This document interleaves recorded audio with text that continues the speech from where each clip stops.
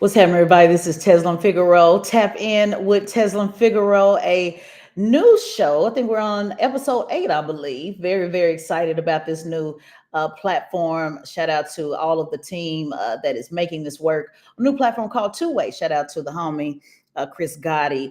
Today, we're going to do something a little bit different. I am also streaming live on my Instagram. Shout out to my Instagram family. I see you guys popping up. I see my YouTube family popping up. I see my Twitter family popping up. I'm doing this on purpose because I have a very, very special guest with me, Dr. Steve Perry, and I want to involve those that follow my work and his work because we do, I guess you would call it cross pollinate in many of the same circles. And so I thought this was a really, really good conversation.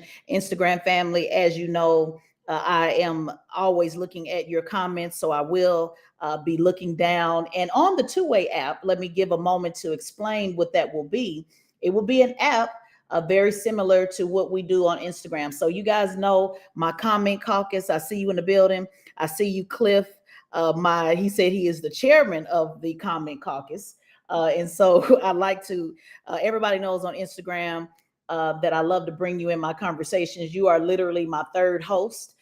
So as you watch this, I am going to direct you to watch this on Two-Way on YouTube.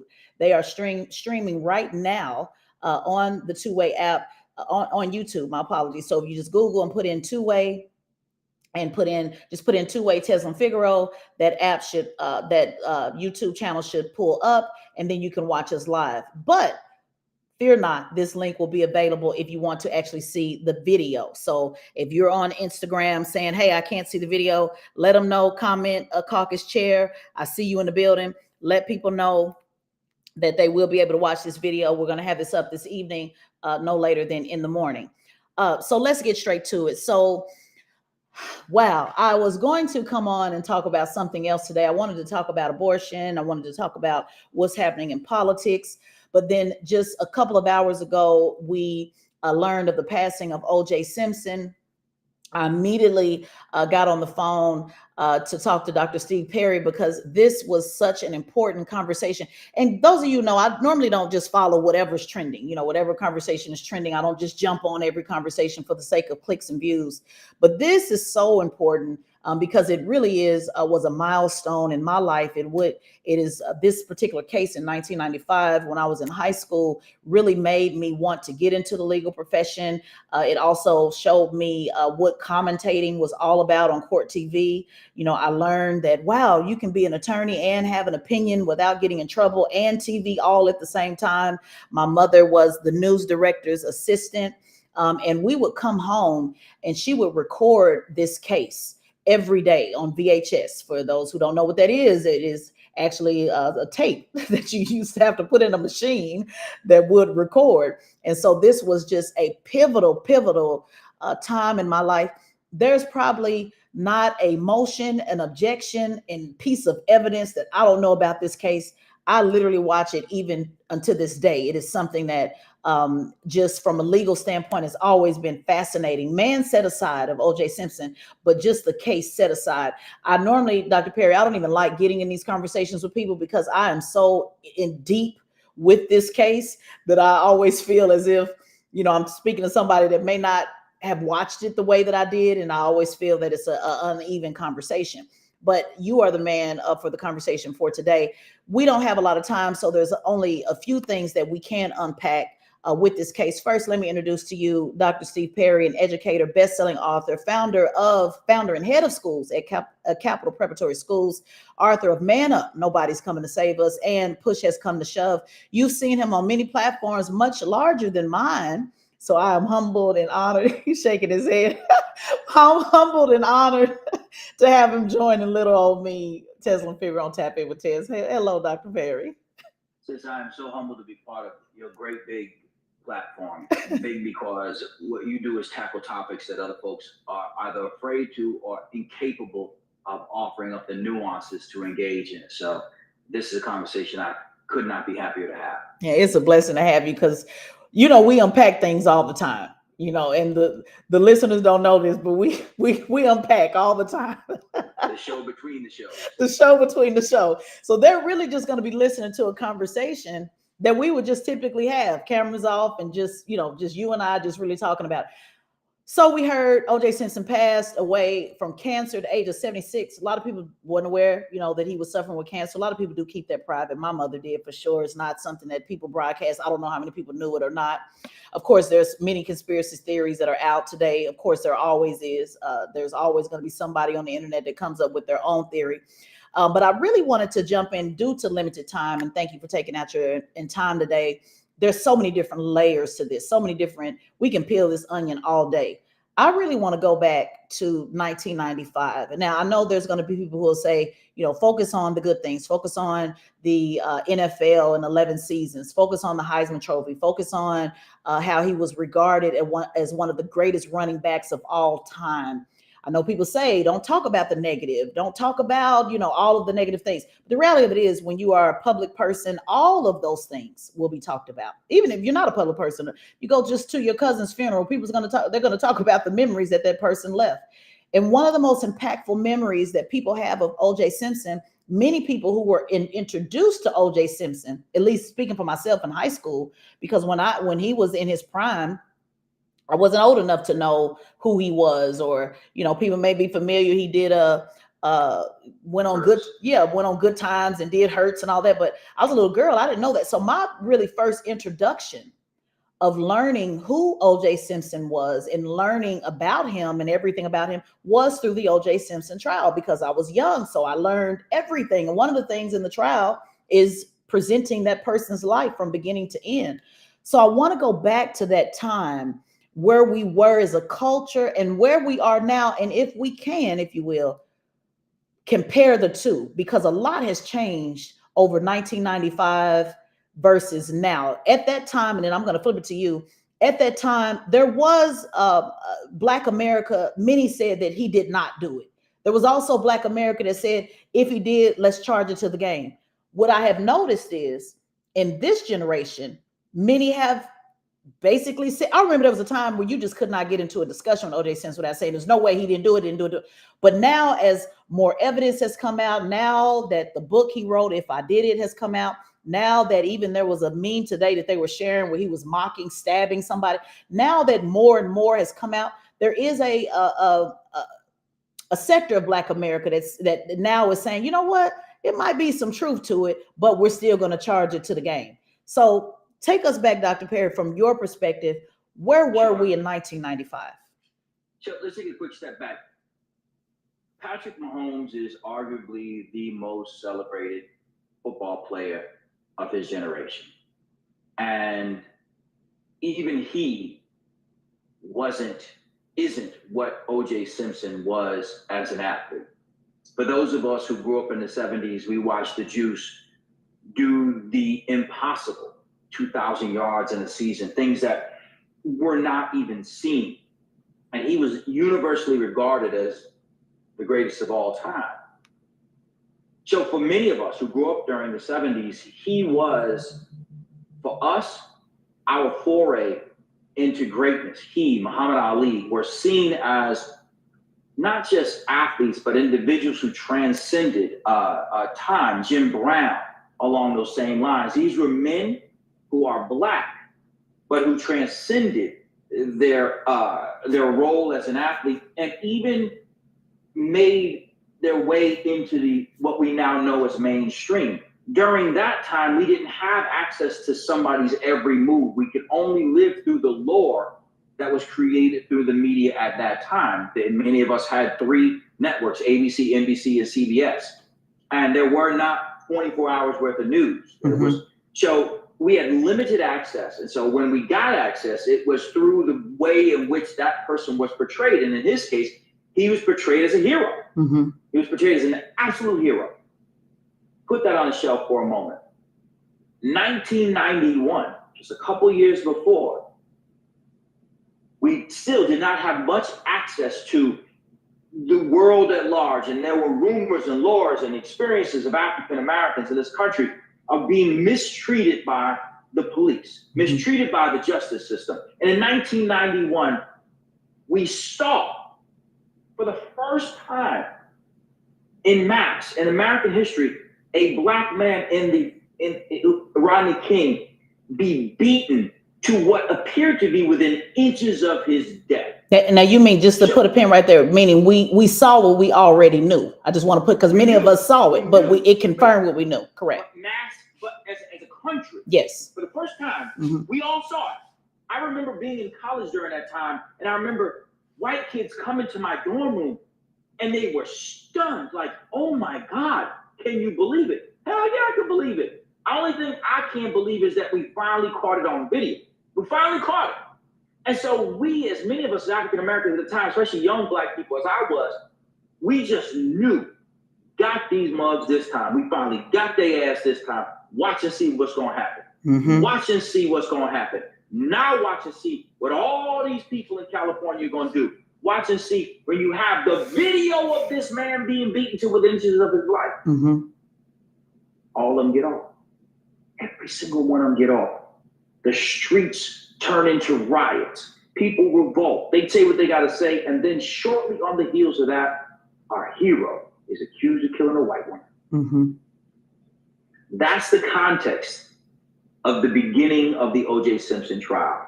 It's not probable that a man of his station in life would do something like that. Many of us thought, who would even think of hurting their wife? Who would lose all that OJ Simpson had? Who would do it? So that's how we start this conversation. The conversation starts with, what is today's Patrick Mahomes? What is the 90s Michael Jordan? A man who transcended his sport, was an international phenomenon, being accused of the most gruesome act of all, killing the wife that he had and the mother of his children in cold, gruesome blood. That's the foundation of the conversation. Now, the next layer to that would be, I want you to take us back to the obvious on, it wasn't just a wife and a mother, it was a white woman. Now, again, at that time, I was in high school and I was not, the lens that I was looking through. Well, let me be clear. My mother, because she was a news director's assistant, because she was in the media, my first professional meeting was NABJ, National Association of Black Journalists. My mother was very mindful of, rest in peace to my mother, also passed away of cancer, but very mindful of images, very mindful of, for example, I tell people all the time, I couldn't watch Sanford and Son. She didn't like the fact that a black man was calling his son a dummy, what many people find that show hilarious, great comedy. She didn't like it. I could not watch a Good Times. Created by a white man. That's right. That's what's Good Times. That's right.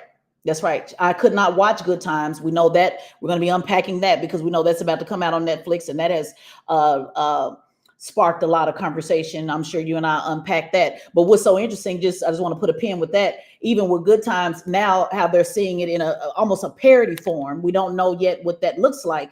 That's how my mother saw it then. So when I see people applaud it and say, oh man, Good Times, one of the best shows ever in history. Yes, it was a black father. Yes, it was a black mother, all of those things. But my mother had the same problem with it that the actors had with it behind the scenes. So although I did sneak to watch those shows, she was very much against it, but she was very much in support of me watching George Jefferson. She was proud of the fact that he was an entrepreneur. She was proud of moving on up. She wanted to know, well, when are they going to ever get out the ghetto on Good Times? When is it ever going to be, when do we ever get to the other side? I'm saying all that to say, Dr. Perry, because I'm trying to set the scene going back to, man, I wish my mother was alive so we could talk about this. For many reasons I wish she was alive, but this is one. But I'm trying to paint a picture for the listeners on what that meant when I would come in from school and we would pop in the tape that had a yellow piece of, you remember VHS would have either a white or a yellow sticker on it. I could see it so clear. And we would watch this and unpack this because my mother wanted me to know what was happening in the media, what we're seeing in the media, which we see with the infamous Johnnie Cochran. It was surreal to me to be standing next to the Carl Douglas just a couple of years ago at one of his press conferences with Attorney Crump. Everybody may not know who Carl Douglas is. Yes. So Carl Douglas, for those who are not familiar with this case, Carl Douglas was one of the members of the Dream Team, the infamous Dream Team that Johnnie Cochran put together. Well, that we can say that I don't want to say put together because OJ selected his team, but Johnnie Cochran ended up leading that team after the Kardashian, his friend at the time, was not leading the team in the direction that OJ believed it needed to go in, and Johnny Cochran came in and changed it. And guys, if you're not familiar with the OJ Simpson case, it is so many different movies, documentaries, things, but I encourage you to watch them all and pile it together, and then go on YouTube and watch the actual trial. They still have the trial available every single day of YouTube. So Carl Douglas was a member of the Dream Team. So for me to be standing next to him 2 years ago in one of his cases, it was just surreal. I'm taking you back to that, Dr. Perry, because when I was watching this, even through the lens of a teenager, I was looking at all of those different things. And what I knew about interracial relationships at the time is not what I know now. So it was not just, but my mother put me up on game, that it was not just about a man killing his wife, but it was a white wife. And so then the conversation started happening. People are even saying in the comments now, if he killed his black wife, it would have never been a thing. You say you were in grad school at the time. What was the conversation about it being a white woman at the time? And why did that make a difference? And why did we give a pass? Because let's be honest about it. OJ Simpson, to many, abandoned his community. Johnny Cochran had to go in and blackify, without a new word that I just made up today, his house, so that when the jurors came by, he took all the white pictures off the wall and put black pictures on the wall. So take us back to how were you guys looking at it about his white wife? Yeah, so I was in social work school, which was overwhelmingly white and female. I'm the only African American male who graduated from my class in 1995. So the conversations were lopsided, to say the least. And it wasn't just that she was white. She was, and you'll understand the term that I'm going to use, she was pretty. Mm-hmm. She was a pretty white woman. And blonde. And blonde. And all that matters. Mm-hmm. It does matter. And during that time, one of the things that was happening in the media, which we referred to back then, which is mostly magazines, is they would actually darken his picture to create a more a brooding aesthetic. So they would put filters on his picture on the cover of Newsweek and other magazines where they darkened his aesthetic. Now, keep in mind, during the same time period, Mike Tyson was already in prison for rape. So you have our heroes. And again, by parallel, you'd be looking at, and I don't mean to make a parallel because I don't want to put this on this brother, but the likes of a Pat Mahomes, the likes of a LeBron James, the likes of a Money Mayweather. Like, these cats were at the top of their game in terms of as athletes, as entertainers, and as wealthy people. These were the same things that were happening during that time. So we're now looking at a global phenomenon, an actor who was being accused of killing a pretty white woman. And so the presentation of it was the most taboo of taboos. We ain't talking about just whistling at a white woman that Emmett Till was accused of. We're talking about full-fledged murder. So for many of us, it was like, oh, if he is accused of killing a white woman, it's a wrap. So sad, too bad, brother. You about to get the death penalty 2-3 times in a row. You're going to die. And there was no notion that there was such a thing as an African American who had the financial wherewithal to be able to hire attorneys of the caliber that he was able to. Every single way that, a social work school in Philadelphia at the time, my knowledge of attorneys was public defenders or whoever you knew who knew somebody who would get you in there. Basically, you were still going to be guilty, but you wouldn't go to prison for the entire rest of your life. If you rolled on somebody, you might be able to see the light of day at some point. So this notion that you could even conceive that you might get off, that was something that was inconceivable. So I remember where I was the day that he was found not guilty. I watched the case myself. During that time, I was doing an internship for an African-American man who was pretty wealthy. And during that time, I was doing an internship, and in his office, they had, the CNN. Yep. We were watching it. And I remember we were all sitting in the conference room. And I remember thinking, OJ going to jail, OJ get a death sentence, OJ going to die. And then I remember seeing the verdict. And I remember that CNN, if it was whatever, because I was watching CNN at the time. I remember they went to, I think it was Howard University, and people jumped up like we had just won the election of President Obama. Mm-hmm. There was just like this hooray. And I'll be honest with you, I grew up watching someone be domestic. I grew up in a domestic violence household for the time that they were together. And I remember knowing what it was like to watch my mother under those conditions. Mm-hmm. And as a social worker, I'd seen it enough time that I'd seen it. And as a black man, there was a part of me that thought, did we just get away with this? Mm-hmm. We didn't get away with the Rodney King thing. Didn't get away with the Mike Tyson thing. Did we just get away with this? For a spell, even I, as somebody who's going with a master's in social work, the complexity of the emotions, like, wow. I never thought for a second, to this day, I never thought that he was innocent.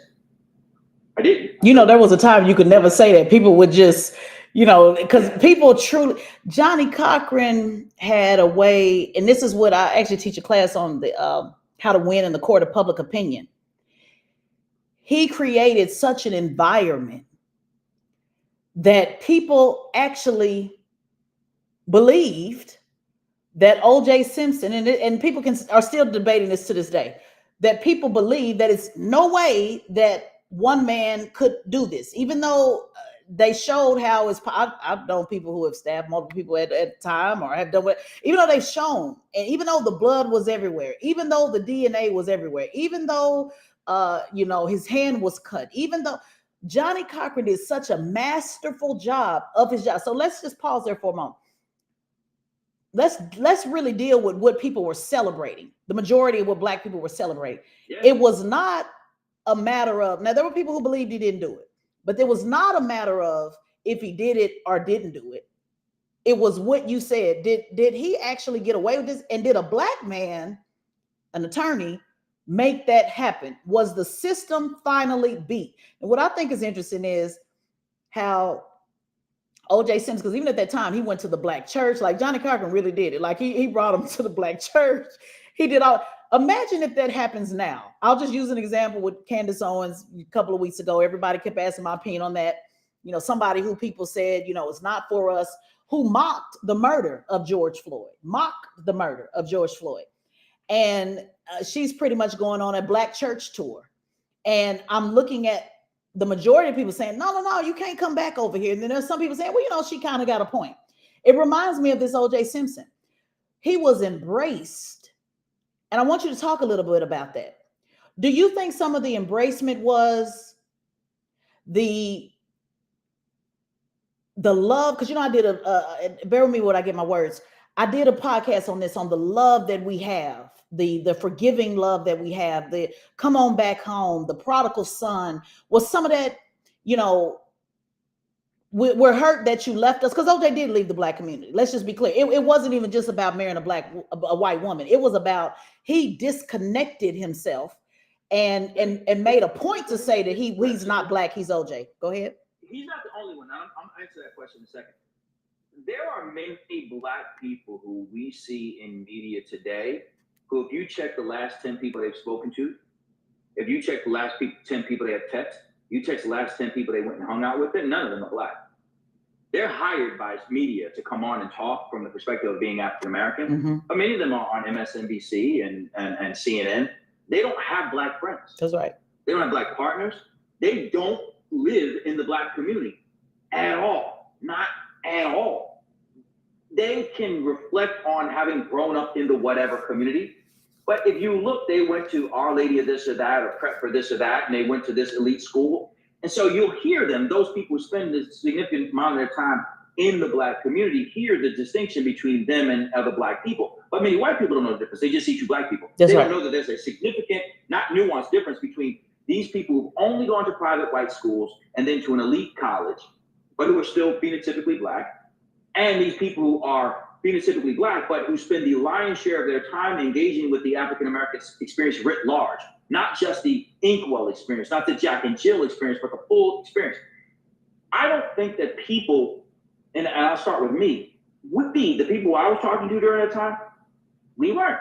celebrating OJ Simpson. I was never expecting OJ to come back. I accepted that he was gone. I accepted that he was gone. What I, as a Black man who was just getting to a place where for the first time in my life, I thought that I might be an intellectual. Like, I remember growing up thinking I was stupid. I stayed back in the third grade. I was in remedial classes. I just thought I was stupid. I knew I struggled to read. I didn't know why. I just thought I was stupid. Like, I thought all the Black boys, like, we were just not smart. Like, we were the ones who got in the most trouble. School wasn't for us. So I remember coming into what I believe to be my intellectual own during that time. And I remember somebody calling me intellectual one time, and I thought they were trying to clown me, like somebody trying to call me white. Like, yo, what you call me? So to see Johnny Cochran, I was like, that. During that same time, you have to realize Cornell West was starting to do speaking engagements. During that same time, Mike Dyson was out there. So you got West, Dyson, and Cochran, who people like me, we're starting to read what Garrett Bell, we're reading Faces at the Bottom of the Well, like we're reading this stuff and we're starting to discover. I need you to understand it's the same time as the Million Man March. So the Million Man March is happening, right? So you got the Million Man March coming to be. So I'm in Philly during this time and I'm going to see Farrakhan and he's doing organizing. So we got Black men coming together. We got Derek Bell that we're reading. We got Kwanzaa Chunjufu. We got all these people like we're starting to be like, okay, so you can be Black and you can be smart. Right. Black men. Yeah, just to put a pin there. And guys, thank you for joining us. Just quickly, this is Dr. Steve Perry. We got a couple of hundred on Instagram, 500 on YouTube.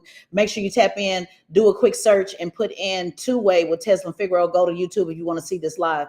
Don't forget your thought, Dr. Perry. I just want to make sure I'm putting a pin in that on what you're actually saying. For the first time, you got to see the Black intellectual be Black, present Black, act Black, talk Black, and be smart. Continue. During the same time. Yes. Remember, during that time, Black hip hop was about Black medallions, no gold. During that time, self-destruction was what we were talking about. There was a Black consciousness occurring simultaneous to literally saying, burn Hollywood, burn. Yes, and F the police. So let's be clear. So they're all simultaneously. You had that going on, but you had NWA, who I subscribe to, where you had, because again, we're coming out of Rodney King. You know, shout out to Spud. I talk about him all the time. One of my very best friends. He was a part of the Blood and Crip Treaty. So now you're coming out of, you're seeing what I call the homies were the Black militia, those on the ground, those same men that went to the Million Man March. The homies saying, no, you know what? Yes. Peace treaties. Yes. Bloods and Crips, in certain sets, were coming together and say, what are we doing? So there was a Black consciousness that was taking shape.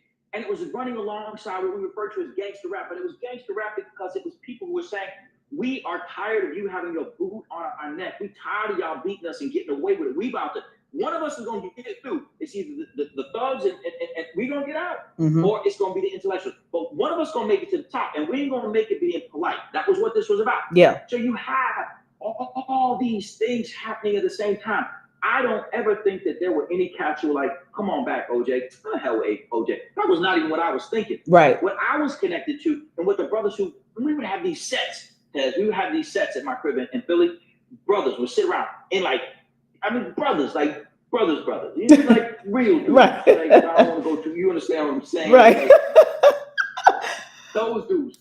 We sitting around and we debating over what topics it was. This is a time when even the Roots, this is when they were in Philly, they were coming up. Like there was this Black consciousness, Black thought in there. Like this is who we were. And so at the same time as we're going to the Million Man March planning committees, at the same time as we got Black men coming to campus to speak to us on white campuses, at the same time as we got Rodney King have his head split literally open, we have OJ comes in. So OJ, for many of us, himself was not who we were pulling for. I never thought for a second that the cat was innocent. It just didn't seem like it made sense.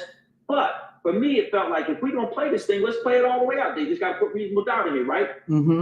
So for us, I never felt good about OJ getting off. I said it then, and I say it now. I never felt good about it. Why do you think people did, though? Why do you think there were people that just did not believe that it was possible that one person could decapitate two people. And again, if people actually go back and watch the trial and actually look at the evidence, which, nobody likes evidence, who wants to read? But if you actually go back and look at how Ron Goldman was, how Nicole's head was basically chopped off. There was no fighting two people at the same time. And then there was the struggle with Ron Goldman. That's correct. So why do you think, because even now, even looking in the comments, rest in peace, OJ. I wonder if these people are really connected to the man, OJ, or still connected to, let's charge it to the game. And let me be clear. Let me not attempt to present myself as someone who was deeply thinking during that time. Yes. I want to make sure that I'm clear. What I don't want to do is into the conversation pious. I'm saying I know where I was sitting in Mr. Wade's conference room when it happened. Yes. I know feeling duplicitousness of, I watched the kids down at Howard say what they were saying, and I watched them celebrate, and I felt badly about that. But there was enough of me, if I'm gonna be frank, to think about, we got one. Mm-hmm. They got 400 years of it. We got one. Right. I didn't feel good about what the we was. I didn't feel good about what the one was. But any black man who's ever been pulled over by a cop, any black father who's ever had to say to his son before he leaves the house, listen, do this, do this, do this, do this. Up the street from me, literally, less than a mile from me, a young black man about 2 years ago was murdered by cops. He was murdered. Like, it was what it was. I mean, they broke the window. They had the young man surrounded. They broke the window. He's still strapped in the seat, and they just unload into the car. Just unload into the car. He was murdered. That's murder. That's murder. That's murder. None of those cats have been. None. All of them have been reinstated. Every cop who did that has done that. So there's still this feeling of, in the way in which many of us can celebrate a drug dealer. Like, we can celebrate a drug dealer because he's getting he's trying to do right by him.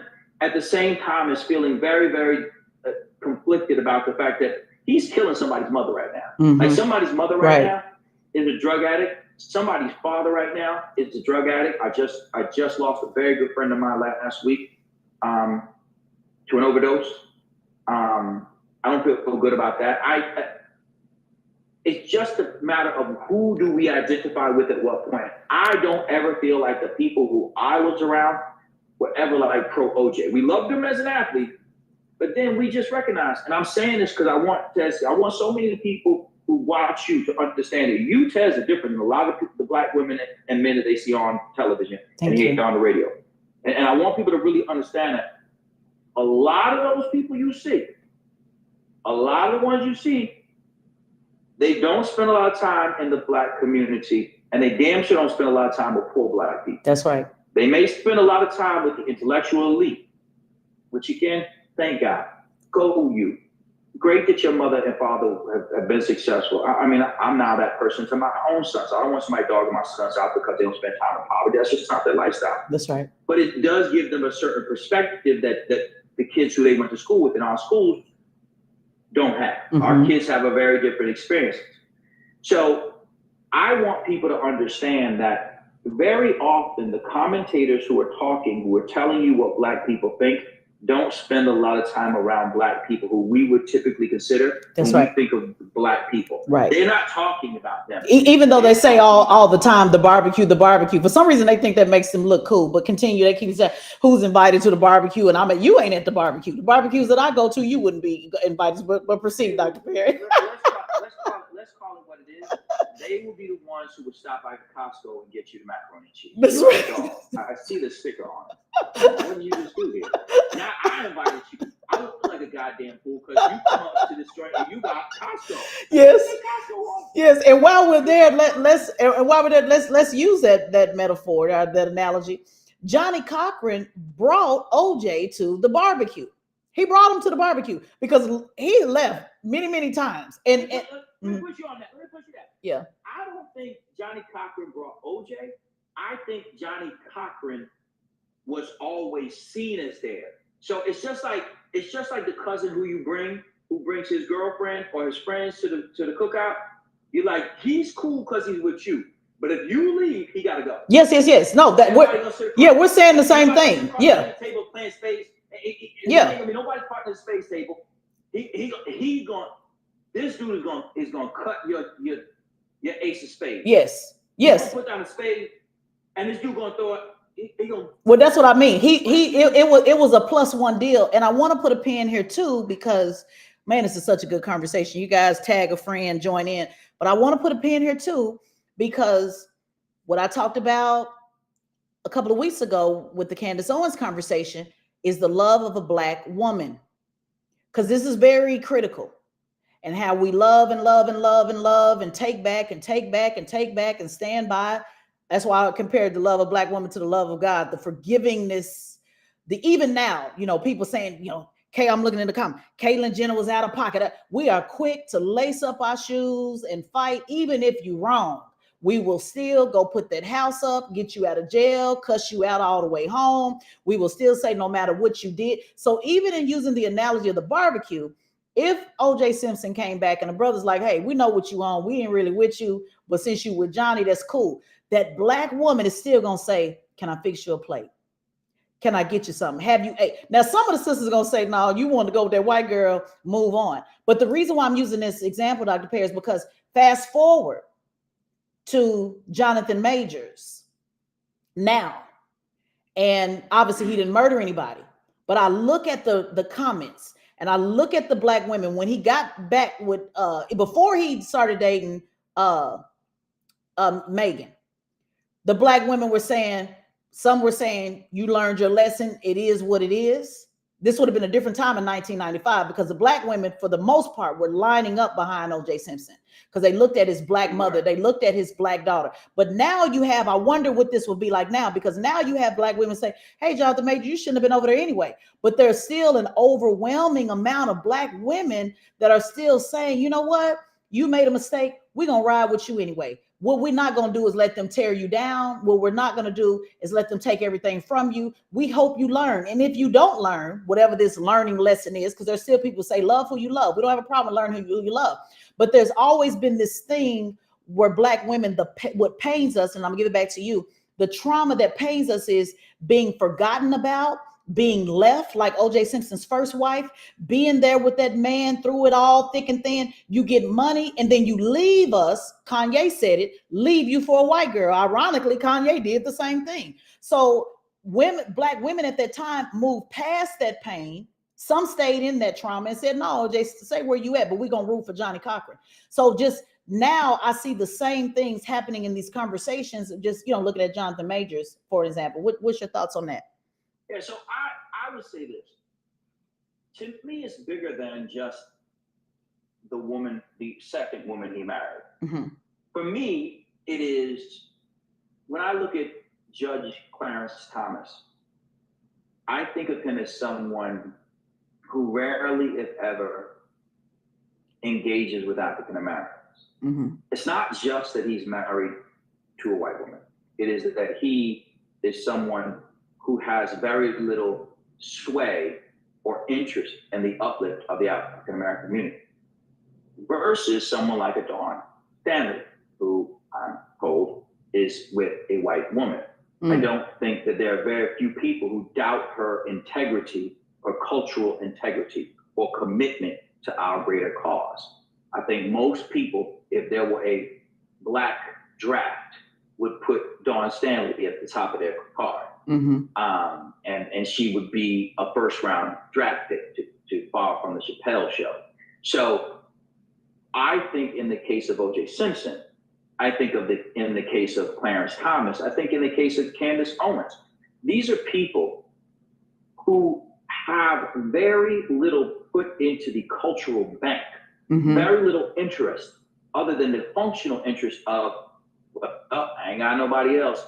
It's like they went out their way to remove themselves, basically. Mm-hmm. Well, I would say, but it's even more than that. Mm-hmm. It's being the person who that person never wanted to date, And then when the other people drop you, you go back and say, well, at least there's always you. Like, whoa, right. That don't feel right. Yeah. I don't think I won right there. That's right. Did I just win? I don't feel like I won. Right. So I don't feel that people, and I use Dawn as an example, because she's someone who ain't nobody gonna question her quote unquote blackness. I think you have to, well, let me just say this. There are always going to be people who question people's blackness. Right. Part of that group. But the majority of Black America was rooting for her. For those who are listening, you're talking about Don Staley, the coach of South Carolina. That's correct. Mm-hmm. National champion coach of South Carolina. That's right. One of the greatest athletes. Only Black woman who won 3 times. But go ahead. Right. So but and did so jet black. Mm-hmm. Did so jet black. When she gave her victory speech, that was torn from a Baptist pulpit. That might have been a Pentecostal 4 o'clock in the afternoon. Church is still going on from 11 a.m. Mm-hmm. Right? So OJ was never that. And there was an anti-race perspective that he had taken and had ridden to his zenith. That's right. I'm gonna stay here for a second because a lot of people love Michael Jordan, but not a lot of people who love Michael Jordan have loved him for his open love of the Black community. Right.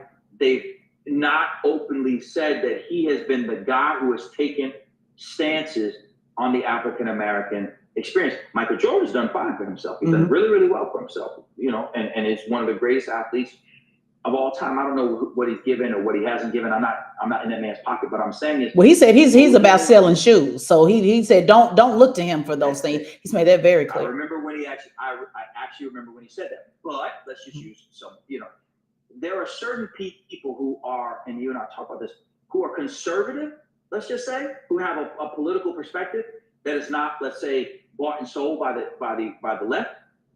But you would say they're just as Black as anybody, just because they don't believe in abortion, and just because they don't think that they're as committed to the community as anybody. Absolutely. A Black church, they know what to bring to a cookout. They could be as absolutely. They are the people who are in the community doing the work. They're deeply committed. They just have a different spin on who to vote for and why. That's not what we're talking about. What we're talking about is people who, by and large, have no interest, connection, or commitment to the Black community. Correct. OJ Simpson was that person and was proud of it. I don't know him as a man. I'm just talking about what his public what he said. Public offerings were. That's right.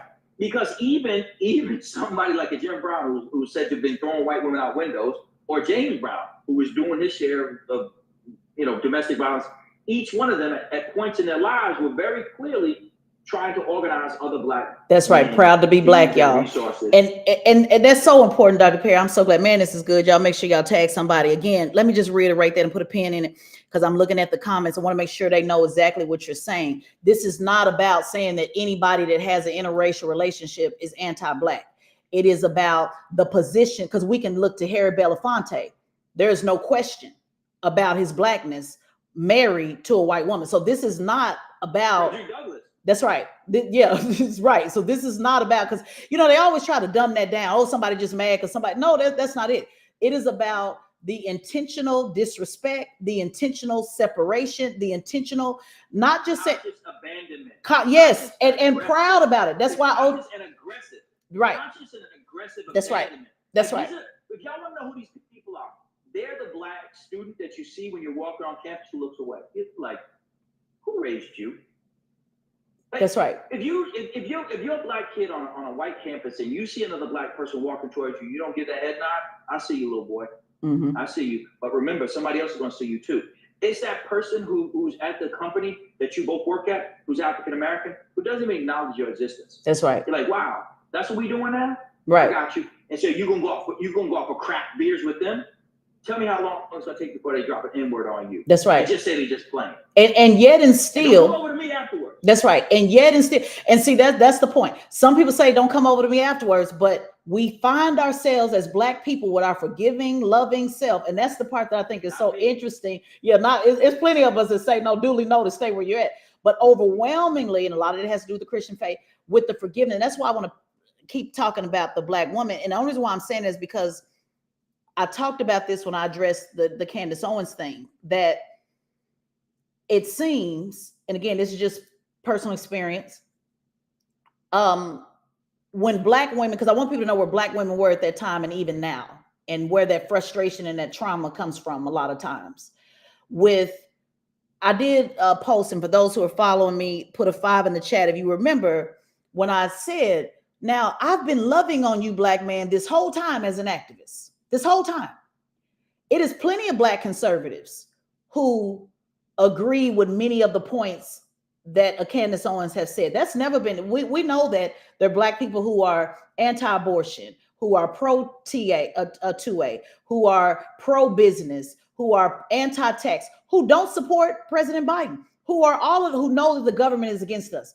But when somebody has made an intentional effort to disconnect from you, and then there's somebody like myself. That's different than politics. That's different than politics. That's right. That's different. But I'm trying to draw a conclusion here on the black woman who has consistently, for the most part, not everything perfect, but loved your black ass, to be clear, in spite of yourself, in spite of what you did, in spite of George Floyd. Yes, he had a drug problem. Yes, he could have complied. Yes, all those things, but his life still mattered. So when you have a woman who has said, no, George Floyd should have complied, he is a joke, it is a setup, even if you believe that, but you went out your way to demonize that man. And then you have an activist like myself who the whole time been saying, I love you the whole time. But now that somebody has now pretended to now get you, now you uplift this person. And I think that goes back to a lot of trauma of needing the person that never liked me at school, the person that made a point to not, let me put a pin on this just right quick. Needing that person to now say, you know what, you're worthy. And so we now, because I want you to chime in on this, and bear with me, guys, because we're doing layers here. We're digging deep. When you look at that, and you look at what OJ Simpson being able to say, you know what, you were never with us. There was a sector of the black population, and I can just speak to women who said, you know what, we're going to give you another shot, and that's even happened still today. So I want to ask you, when you said, not me, once you make your decision, stay over there. Speak on that a little bit, Dr. Perry. Should we be more like that, or should we say, you know what, we still gonna fight the man together, even if you don't like us at all? So my grandmother, I loved her with the intensity of the sun, and my grandmother, I spent a lot of time there, and I saw my uncles and father and other folks come over to the house. And this is how the conversation would go. They come over, hey, how y'all doing? How y'all doing? And we as kids sitting there looking like, so they ain't really asking how she doing. And then this is how it goes. The rest of the conversation goes, Mom, can I talk to you for a minute? So my grandmother will go over, come out, break them off for 20 or whatever she had in there. It seemed like she had an ATM in there. Mm-hmm. And then they would leave. My grandmother's not the only grandmother who did that. Mm-hmm. My grandmother is among the many mothers who are doing that now, who want their sons to do right.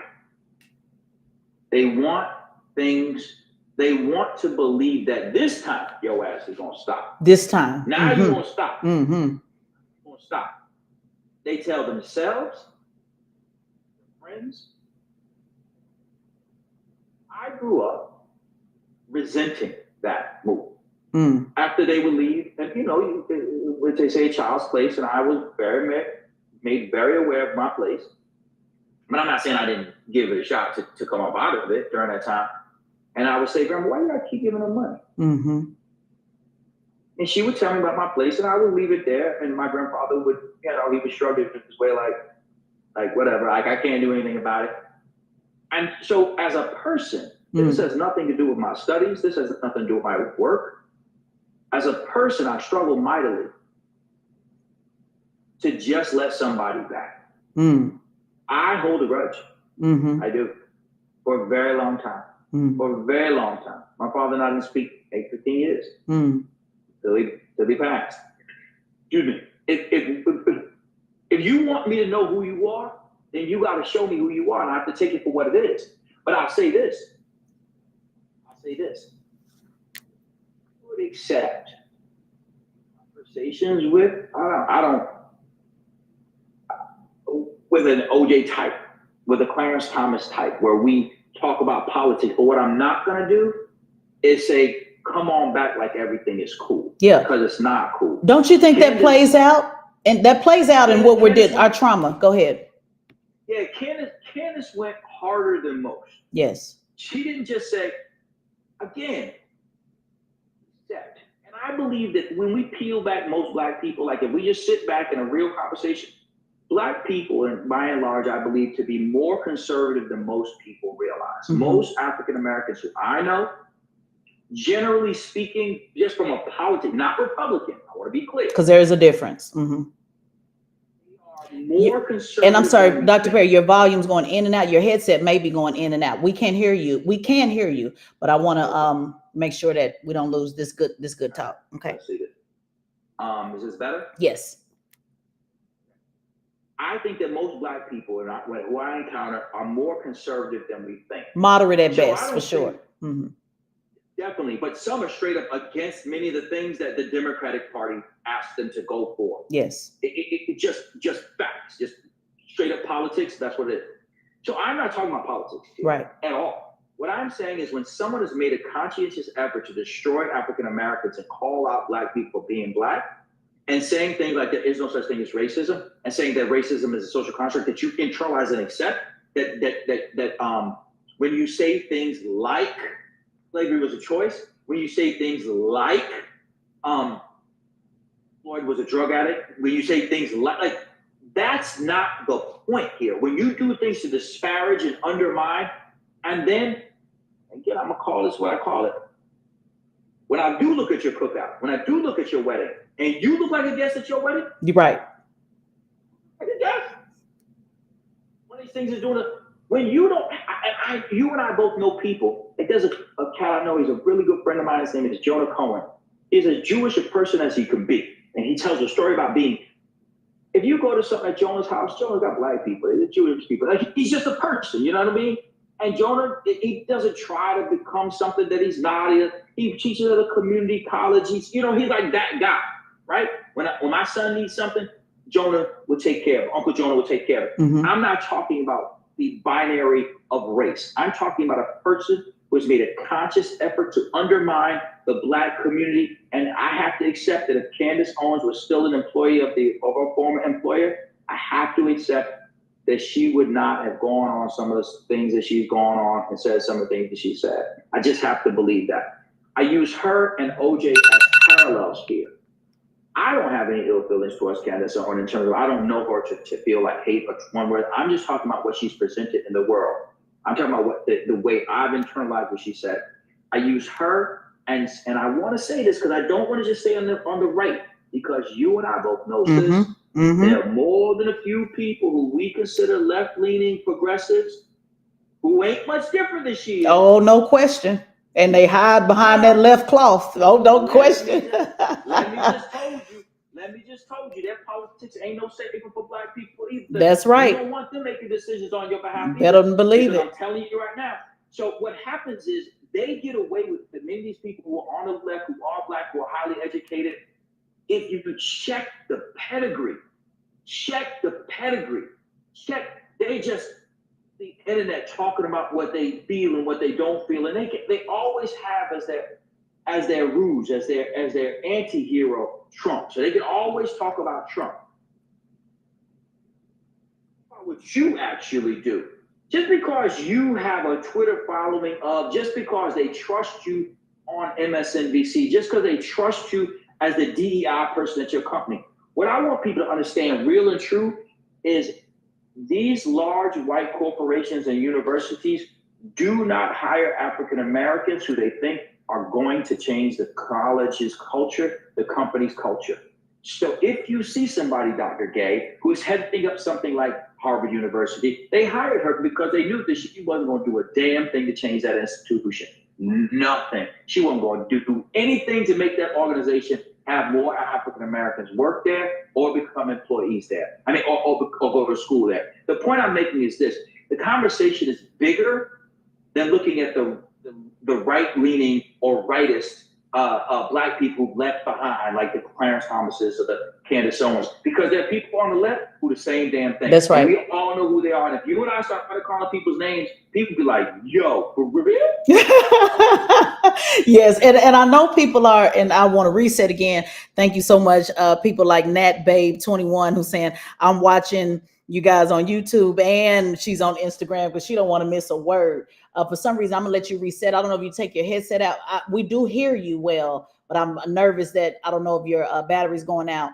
Again, guys, we got about 800 people who are watching on my stream on my YouTube. We also have this on two-way as well, Google two-way on your YouTube, Tezlyn Figaro, and tap in on this. This is a very, very important conversation with my friend, Dr. Steve Perry. I just wanted to reset. This is normally just a 30-minute show, but as you see, this is how we talk all the time, guys. And you may be wondering, and I won't hold you up too much longer because we can do several shows on this. It's so many onions with this OJ Simpson. And people may wonder, well, how did we get into politics? How did it go from talking about OJ Simpson dying of cancer to what was happening at the trial at that time? How did it go to interracial relationships? How did it slide down the Candace Owens and the Jonathan Majors? And then how do we start talking about conservative and liberal? Well, the answer is, for those that did not live in real time during that time, this case had all of those things. All of those things. It was one of the most profound real-time case studies on race. I encourage people to go. The trial of the century. It was called the trial of the century for a reason. Not because a man killed his wife. Because right. You can watch 48 Hours every Friday night and or 2020, and you will see, guess who killed the wife? Right. Guess who killed her? Right. That happens all the time. Sadly, marriage apparently brings out the worst in some of these folks. But right. But that happens all the time. This was the trial of the century because for the first time you just saw black privilege up on trial. Is it possible in the United States of America for black privilege to beat white privilege? Right. Damn. Just unheard of. And then can we, and man, put a 3 in the chat if y'all, I'm putting Dr. Perry on the spot because we may have to bring him back for a part 2. Y'all put a 3 in the chat if y'all want to continue this. Because again, this is so many different layers because we forgot about what was happening with Chris Darden, who was the prosecutor on the time, still a black man that lived in the community, still a black man that, now again, Chris Darden represented blacker than OJ. That's right, blacker than OJ, and also represented many of black people who had their children murdered. And I also want to bring this point, because again, I know people don't like it when I bring this up, but it is important. Johnny Cochran was a prosecutor at one point in time. I know y'all don't know that. I know y'all like to ignore that, but Johnny Cochran was a prosecutor at one time, folks. Which means he's putting black people away. Let's be clear about this. So there's so many different layers to this that we can talk about. And before we go, because I want to be respectful of your time, because guys, again, they're saying they're putting a 3. They want you to come back, Dr. Perry, because what about what this ran Chris Darden out the game? Remember, he went through like a depression with it. Yeah. Because Chris, well, here's why Chris got jammed up. He got caught up in undertow. Again, I want us to be reminded that during this time, our music was telling us to fight the power. I mean, you could go to a party and listen to revolutionary music, not shake that ass, let that coochie breathe. That's not what we were listening to. Well, no, wait a minute, Dr. Perry. I got to be honest now. Now, hold on now, because I was listening to. I don't want to, because I got to make sure I'm being transparent. But I was listening. But I don't want people to think I'm a liar, because I was in 1995. I want to be clear. In 1995, I was listening to "Shake It and Let It Breathe." I am an alum of Little Kim and Muss. I repeat, I just want to make sure, because I don't want the people to think. But that came afterwards. No, not 1995. No. 95. That came after the 80s. Okay. Be clear about the time, because I don't want people to think I'm lying. Because I was absolutely listening to "Let It Breathe." That was back in the late 80s, early 90s, when hip hop was alive and breathing. Oh, okay. You got to be clear about the time. Yeah. But the point is that it came afterward, and that wasn't the move. So you have all these things happening. Remember, you also had, for the first time, people like Eddie Murphy. You had people who were Black people who were in the media who were creating these stories. Harlem Nights. Yes. Right? Harlem Nights had come out. You got Harlem Nights. Oh, can I put a pin right there, right quick? Quick pin.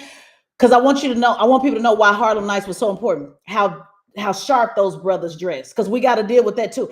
The way, everything about it, the way Johnny Cochran walked in the room with his.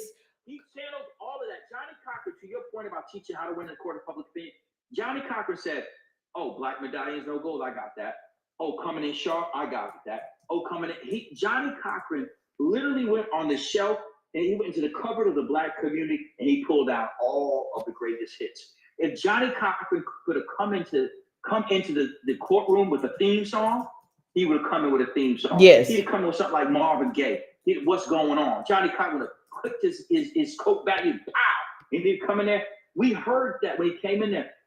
OJ was just the scene of the action. He wasn't while we were there. People didn't come out loving OJ for that. Right. They celebrated Johnny, not OJ. Right.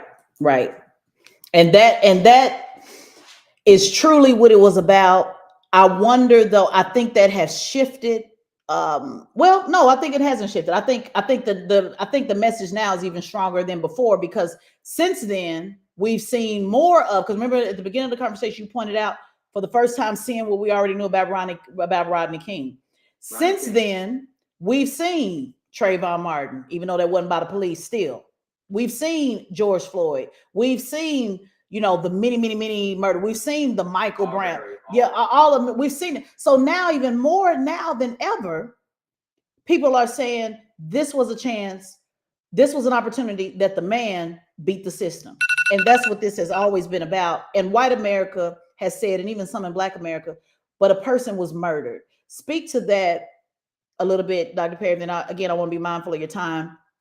But why do you think that people are dismissive of the murder? Do you think? I do. You do? I do. Okay. I do. I mean, because here's what it is. Even we in this conversation haven't talked about Nicole Brown. Whatever she was, if it wasn't, she was much more than a white woman. She was somebody's mother. She was a wife. It appears that she was someone who people cared about very deeply. She's a daughter, sister. And that she is now tied through eternity to an issue of race, when one might be able to argue that, at least for her, she fell in love with a man. Mm-hmm. And they raised children together. She'd be in her 70s now, right? Maybe she's a little younger than him, so maybe she wouldn't. I don't know her exact age. It's a terrible thing. And again, anyone who's ever been in a domestic violence situation, or who has been raised in one, or who has worked with people in one, that stuff ain't cool, man. It's not cool. And in at least from, why do you think that was ignored? Why do you think that was ignored? Like when we look at the stats on domestic violence that can absolutely turn into murder, why do you think that was ignored as not even a possibility? Because as I said at the top of this, OJ Simpson was sold to us as a goofy, affable guy. He was Patrick Mahomes doing insurance commercials. That's who he was to us. He was a funny guy who didn't take himself too seriously. He was in the Naked Gun movies, which was a huge franchise for a lot of us to go and watch. And you have to keep in mind, for real, you mentioned Good Times. You mentioned Good Times. You mentioned Sanford and Son. Sanford and Son, and the Jeffersons. You mentioned those three. Yes. But I want people to keep in mind that during this time, we rarely saw Black people on television. You can watch the Today Show and see all Black hosts on the Today Show on any given day. Mm-hmm. But I grew up during a time when you would get a call. Yo, there are Black people on TV. Turn the channel. And so you turn the channel trying to find Black people on television. I grew up during a time when you could only listen to Black music, meaning not Michael Jackson, on Sundays on college radio in most parts of the country. Mm-hmm. It would start out with gospel, it would work its way to R&B, it would go to hip hop, and then it would finish with the Quiet Storm. That's the only way you could hear black music. So, or if you went to the record store and bought it. So keep in mind that there were very few black people who were the chosen ones. Mm-hmm. And he was the chosen one. He was the chosen one. Whether we liked him or whether we thought, we could accept the fact that he was a Heisman Trophy winner. We could accept the fact he was an affable guy. He was, by and large, a likable guy. So, and even though he was the chosen one, and he what many would say abandoned us, or maybe black women at that time. I wasn't alive to know what that felt like when he left his black wife. But I think there's something to you saying he was the chosen one, and when it appeared that he was willing to come back, we wanted that so bad. We want to know that we're worthy enough to circle the block. We want to know that, even though even though we know the reasons why he did, there's something in our mind that delusion. We want to know that maybe he just figured it out. Even before that, though. Yeah. I remember. So something happened even before the trial. Remember the white Bronco chase, Mm-hmm. the low speed Bronco chase. His boy, right? Ron is driving the car. He's driving the Bronco. OJ's laid down in the back. And on the overpasses, people had signs, yes. Run, OJ, run. Run, OJ, run. This is in the same city that had a riot a couple years before because a black man had been beaten damn near to death. And so now they're like, this one's going to get away. Yeah. Not like he could go anywhere. He just went home.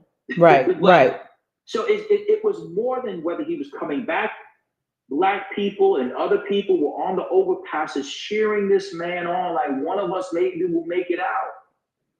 It's awful that children have a mother who's murdered. Mm-hmm. It's awful that a father has a daughter who's been murdered. It's awful that a sister and nieces and children that they'll never get to, they don't know what her sense of humor would have turned into when she got older. And, what kind of grandmother would she have been? And, what would she have done with her life? Maybe she'd have done something really, really powerful, or maybe she wouldn't, but we'll never know. Because in my opinion, OJ killed her. Yeah. And people, I want to say this one quick thing about this real quickly.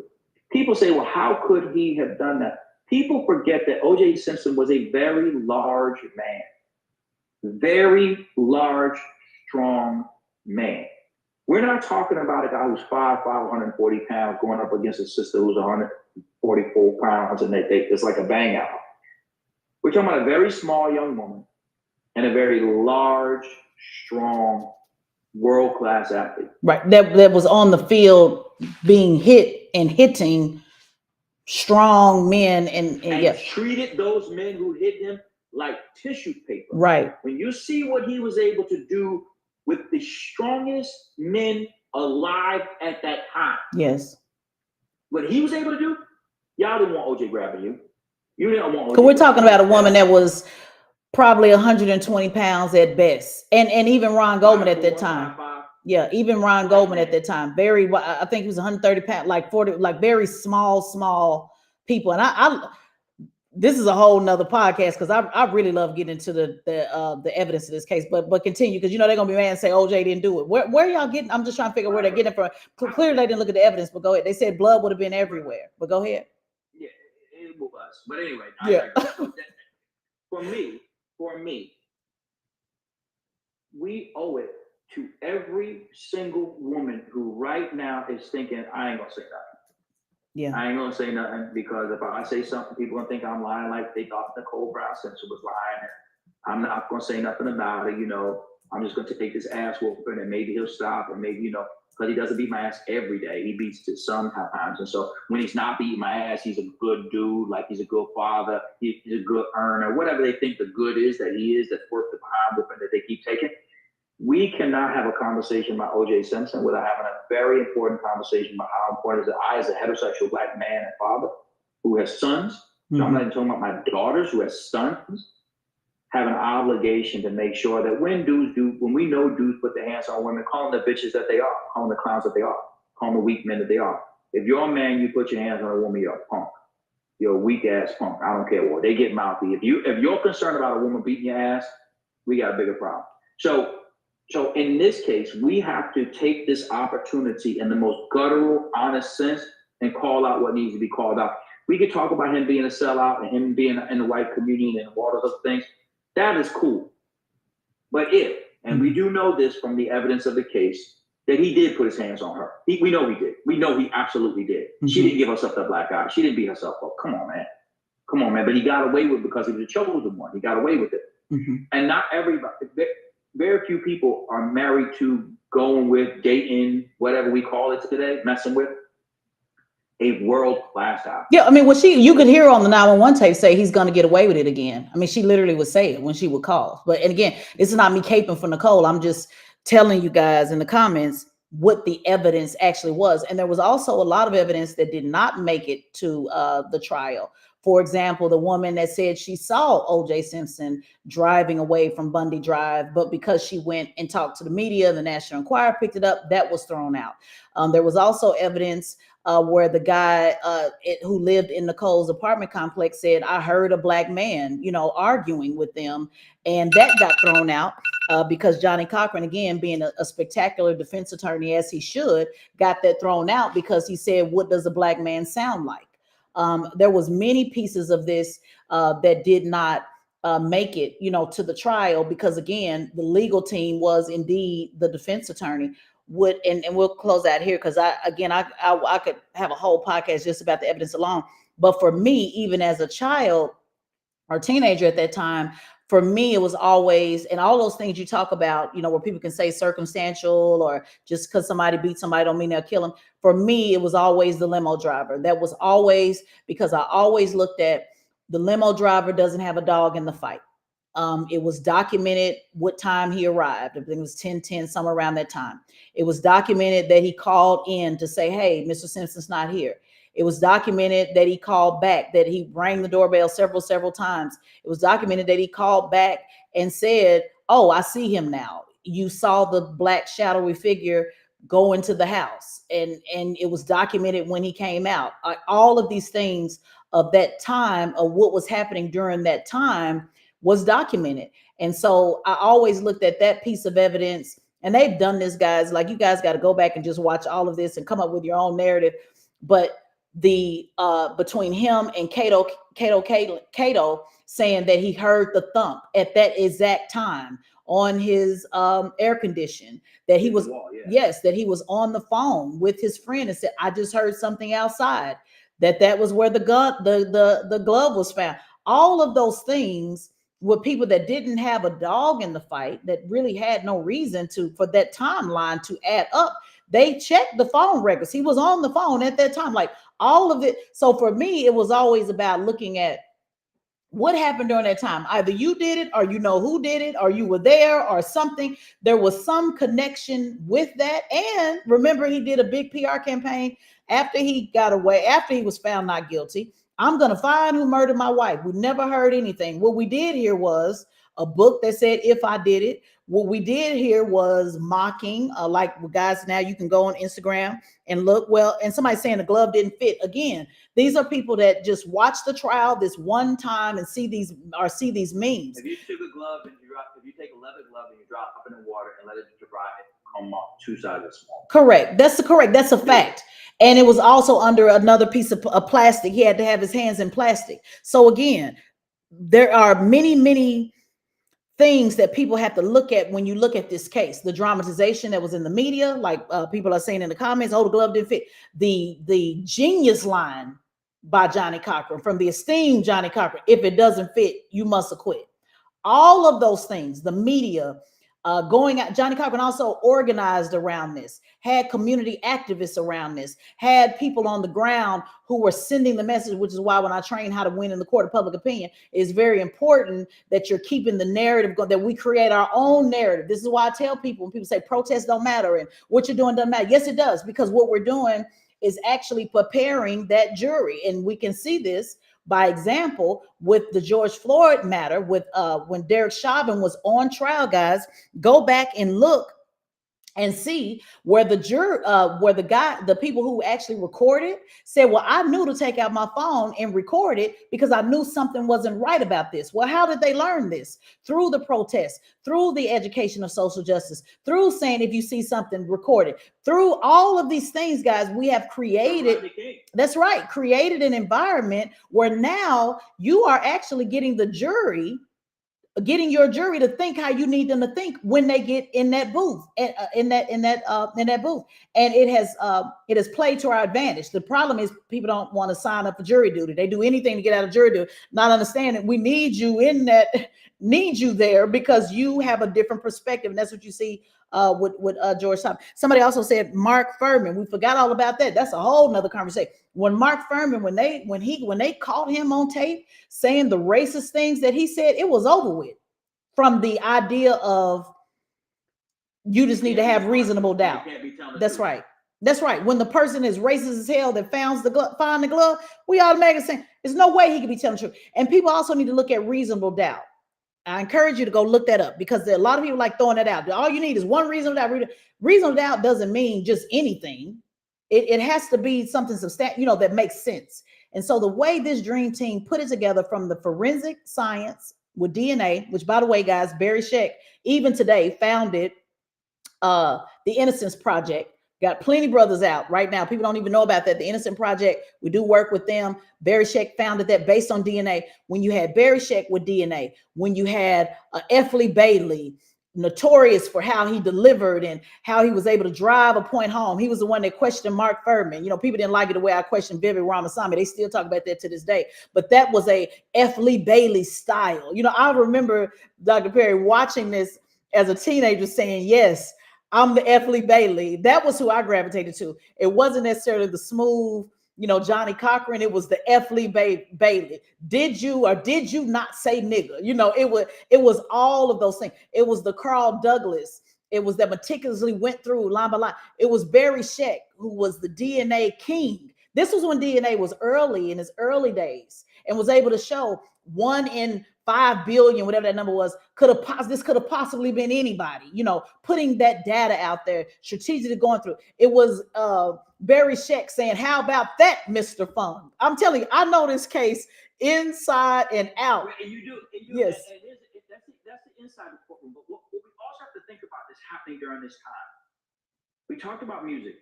We talked about music being conscious and Black consciousness. And we talk about the creation for the first time of not Black exploitation cinema, but actual Black celebration cinema, Boomerang, House Party, all these movies that we were starting to watch that were showing Black people as being like just people, like normal people.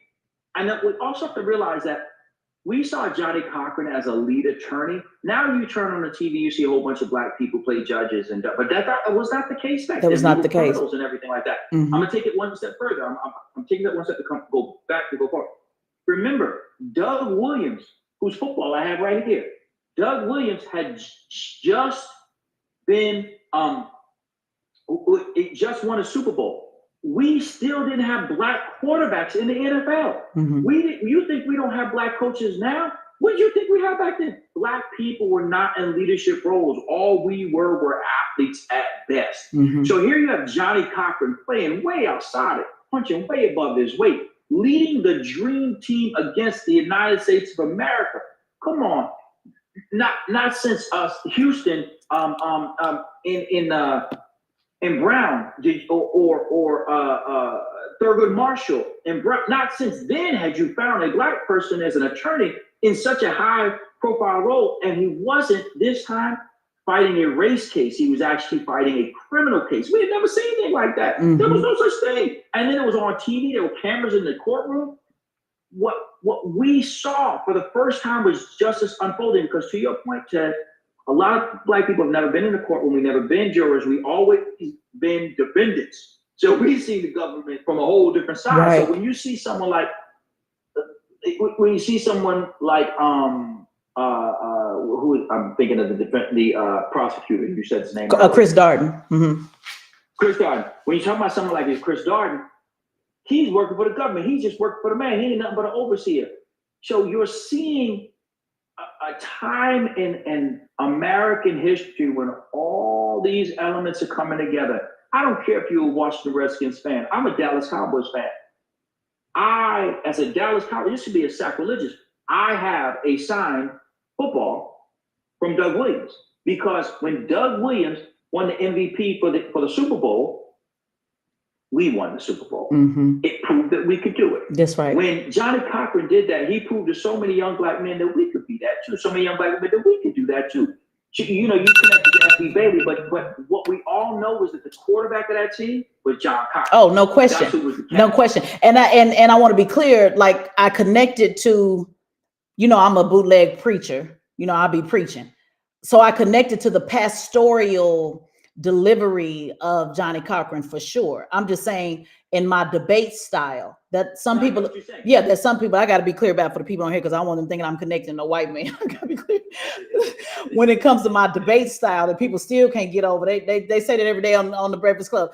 I asked Vivek Ramaswamy a year ago and they still talking about that. And because it is so tenacious and so like a guy told me last week, ambushy, you know, that style. I was watching that in real time, but I still appreciated the pastoral. And I do that sometimes. People on my IG, they see me. I may come for somebody and then I'll immediately go to, but you know, I still love you, sweetheart. That was the Johnny Cochran style. Well, Judge, pardon me, Judge. You know, he had a way of a charisma about himself. So I picked up, for me, I tried to look at his charisma. I looked at F. Lee Bailey, known as a junkyard dog. I always wanted to be the junkyard dog. I looked at, you know, what Carl Douglas was doing. I looked at the ability for Barry Scheck to break down DNA in an understandable way, which is why Charlemagne calls me the hood whisperer, because he said,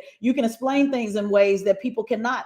And I remember, you know, him being able to make it so simple for people, how they were walking over the evidence, how, you know, they weren't being careful. They didn't have gloves. They didn't all that. And I remember the moment of saying, how about that, Mr. Fung?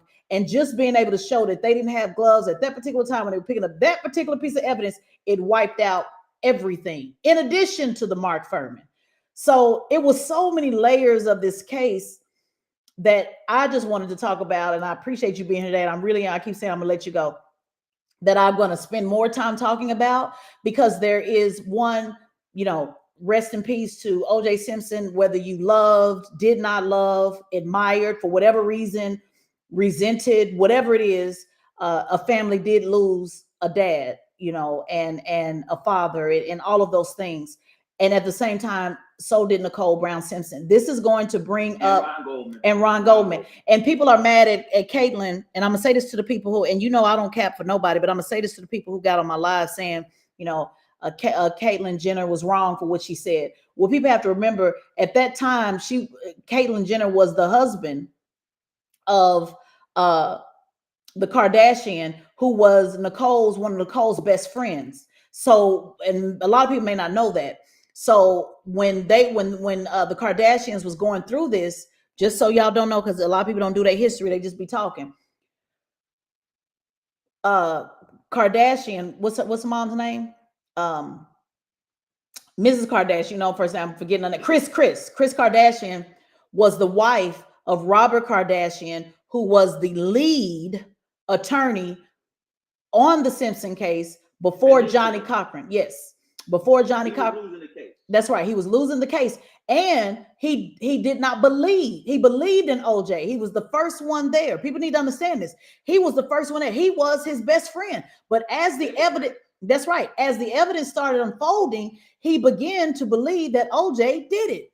Now he stayed on the case through resentment. I don't know why he stayed on the case, but he started to believe, I don't believe OJ did. And if people go back and look at the verdict and look at when they said not guilty, look at Kardashian's face. He literally shook his head like he said, I can't believe it.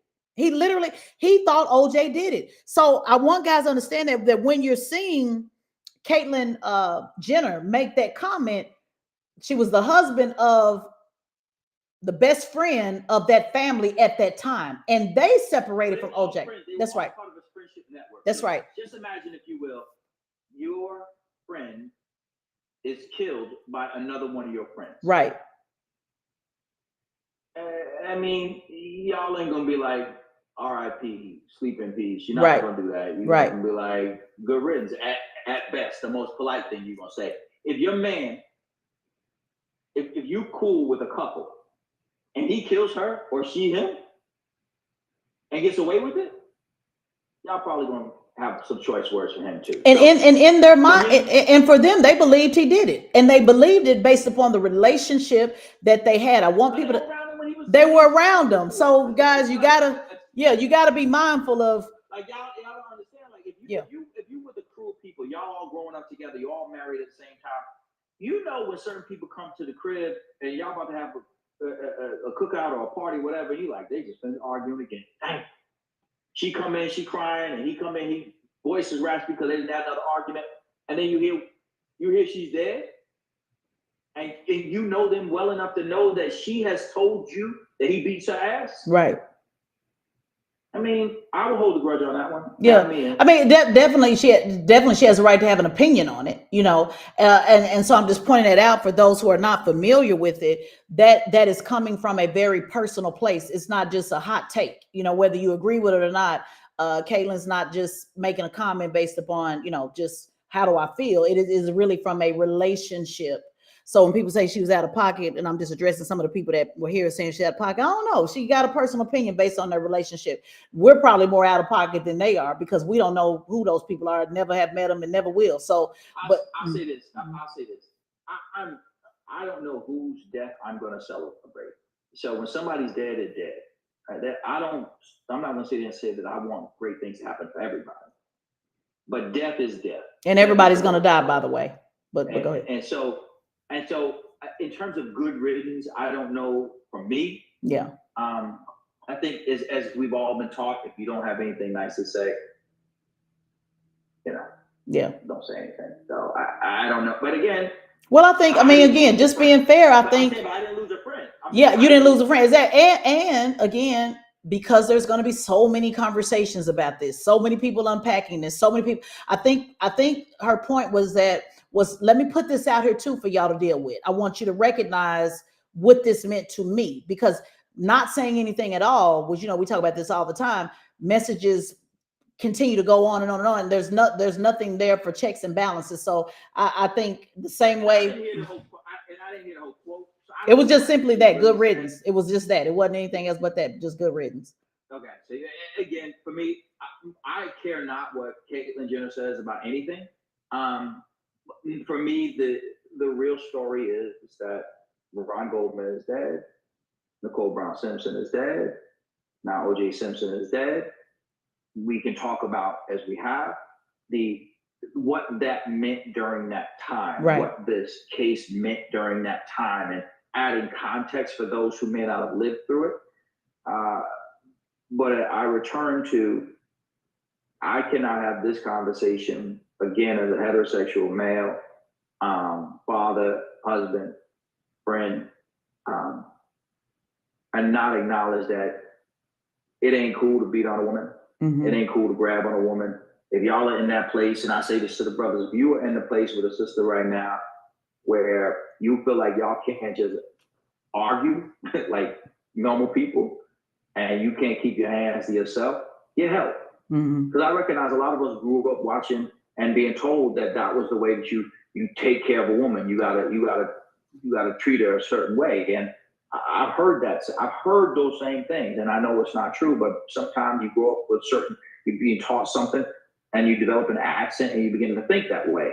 And it's the wrong way to think, and it's the wrong way to act. So if you're in a relationship, brother, right now, where you feel like you got to put your hands on a woman, A, don't, and B, go get some help, or C, leave. Yeah. If that's what it is, that y'all can't just argue. And I mean, hey, spirited argument. Names get called, things get said, but once you cross the line, got to put your hands on somebody. I think, I'll say this, I think a lot of times, I don't know about in the OJ Simpson situation, but I think in a lot of these 48 hours things, I think it was an argument that just went one step. You better not, I will. You better not, I will. And then boom, And it wasn't premeditated, but they, that's, you can tell that by the fact they didn't clean it up. You know what I mean? This person got caught, but they didn't plan this thing. It was like, went there. I'm saying if you're in that space, either as a man or a woman, leave, please. Get help, please. Because your children don't deserve to go to your funeral. Yeah. Well, some people say that she did leave, and this was, but again, that's a whole nother conversation. And it goes to if you believe he did it or not, which is a whole nother conversation we can unpack another time. This was supposed to be 30 minutes. I appreciate your time. I have to go. My alarm keeps going off. This was great, guys. Put a 3 in the chat if you enjoyed it. And you're right. I don't care about what Caitlin has to say too. I just want people to know, because that was 29 years ago. 30 years ago. And so people are just literally, they don't even know who Caitlyn Jenner was before in that relationship. So I wanted to put that out there before. That was Bruce talking, from that relationship at that time. And people just really have to do their research on this case, because there are so many layers. And so I encourage you guys to look at the case, go back, look at the original YouTube, take the time and watch the case for yourself. Don't just watch the fiction documentaries. They're all over the top. A lot of the fiction movies, they're definitely, can be one-sided. Take the time. If you are interested in community organizing and how to win in the court of public opinion, watch it. If you're interested in the law, if you're interested, this is the case that made me want to do cable news commentary, because that was when CNN actually, guys, so that really started doing 24-hour news. At that time, there was no 24-hour news. This case showed that the ratings can bring in 24-hour news. I was addicted to court. Built a network. Yes, it built a network. And an industry. Yes, a whole industry. I was fascinated with court TV. I talked so much about this that even in the Ben Crump civil documentary, they filmed me watching this case, but it never made it to it got cut on the cutting floor. But this is one of the most fascinating things that I still look to this day, from skill, from debate, from and I'm talking just from a technical side, and then the cultural side of race. And I was gonna say, and I think also, as we close, I think people should also go look back at the music that was of the time. Go look at the lyrics of the music. Yes. Go look at what Black people were watching during that time. What movies there were. Remember, this was the post-Cosby Show era. So this is post-Cosby Show, post A Different World. Those were coming off the air. This was a time when it was still a big joke. I mean, this is when Tupac said that a Black man should be president. Like, that was one of the most revolutionary things that you could say, because it was just so implausible. Right. So this was during that time. This was all during that time. So look at the fact that there was the Million Man March. Look at the fact that there were these other things going on in the zeitgeist. So you see the swirl. Think of Reginald Denny, who was the truck driver who got beaten up on Crenshaw. And people were celebrating that. Mm-hmm. They celebrated the fact that this white man who he was just at work. Right. There's no evidence that Reginald Denny did anything to anyone ever. And they hit this man with, I've forgotten what it was, but something heavy and hard. It was something like a bottle, I think it was something. Mm-hmm. It was something heavy and it might have been a break, yeah. Mm-hmm. So the point is that these were all the things, and if you look at this, I've heard it said that a riot is the language of the unheard. Mm-hmm. This was a cultural riot that was taking shape. And the closest thing that we would see would be the post-George Floyd experience. Right. And if during that time, one of the greatest athletes of that time were to find himself in this situation, it would be the closest thing to it, but that didn't happen. Yeah, thank God for that. Maybe for a part two, because again, we also have to look at what happened after that. That is when the retaliation for the war on drugs, and because again, these same brothers who were doing the peace treaty were then targeted. Super predators. Yes, that's right. Targeted, and that's right, and got caught up in mass incarceration. And many would say that might have been a backlash. I got a whole poem. That's right. I got a whole poem about it. About it all started with Rodney King. They had to do something to get those brothers off the scene. Locked them up. Young brothers got stuck, and now they mad. I got a whole poem about like what actually happened during that era. So maybe you can come back and we can unpack that, because again, this guys is so critical, and you're going to hear a lot of things out there about this commentary. Thank you for joining me to hear this piece with Dr. Steve Perry. And I've held him over way longer than I've expected, but this was just such a good conversation. I couldn't stop it. Thank you so much, Dr. Perry. Make sure you follow Dr. Perry on all social media platforms. Please support his school, Capital Preparatory School, a choice school.